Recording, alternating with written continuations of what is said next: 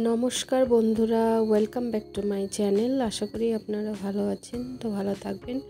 তো আজকে আমি নিয়ে এসেছি পুরনো যুগের একটি দুর্দান্ত স্বাদের রেসিপি, কচু বাটা বা ভর্তা। তো এটি বানানো ভীষণ সহজ, সামান্য কিছু উপকরণ দিয়ে বানানো যায়। তো এখানে আমি 25-30টার মতো কচি দেখে কচু পাতা নিয়েছি।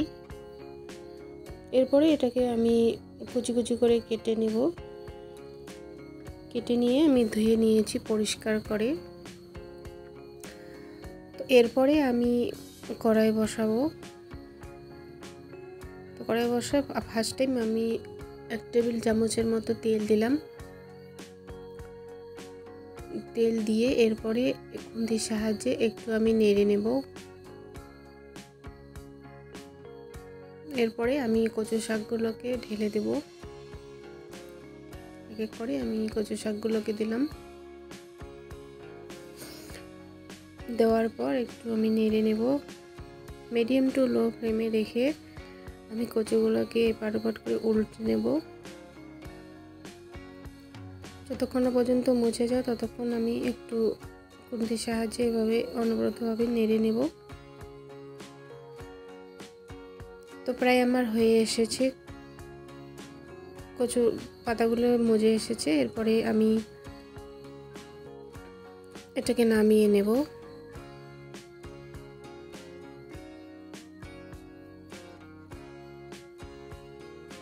তো সবগুলো কচুর আমাকে নামানো হয়ে এসেছে। এরপরে আমি কড়াইয়ে তেল দিলাম, 1 টেবিল চামচ মতো তেল দিয়ে। কচুর ভর্তা বা বাটা সামান্য পরিমাণ তেল দিয়ে বানানো যায়, আর মশলা খুব সাধারণ বাড়ির কিছু উপকরণ দিয়ে বানানো যায়। এরপরে আমি দিয়েছি কালো জিরে আর রসুন আমি একটা নিয়েছি,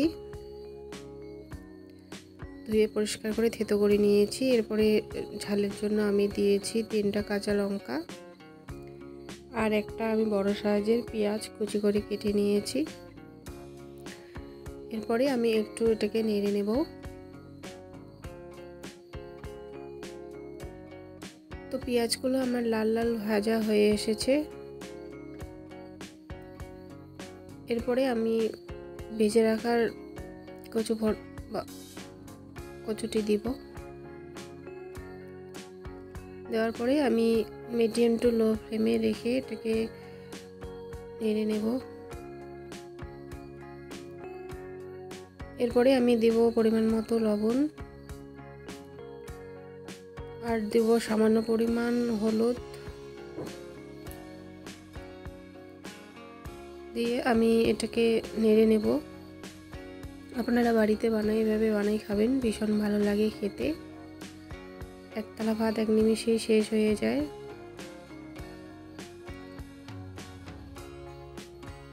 এরপরে আমি 8-10 মিনিট এভাবে ভেজে নেব।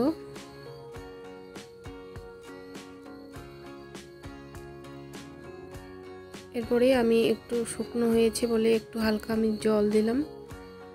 জল দিয়ে আর একটু আমি নেড়ে নেব 10 মিনিটের মতো।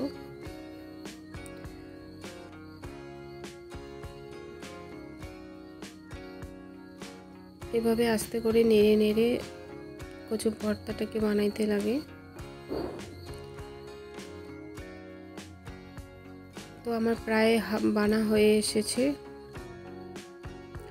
আপনাদের যদি ভিডিওটি ভালো লাগে তো লাইক কমেন্ট শেয়ার অবশ্যই করবেন। তো আমার কচু রেসিপিটিতে বানানো হয়ে এসেছে। এরপরে আমি নামিয়ে নিলাম। আপনারা ভালো থাকবেন, সুস্থ থাকবেন আর আমার নিত্য নতুন রেসিপি দেখবেন।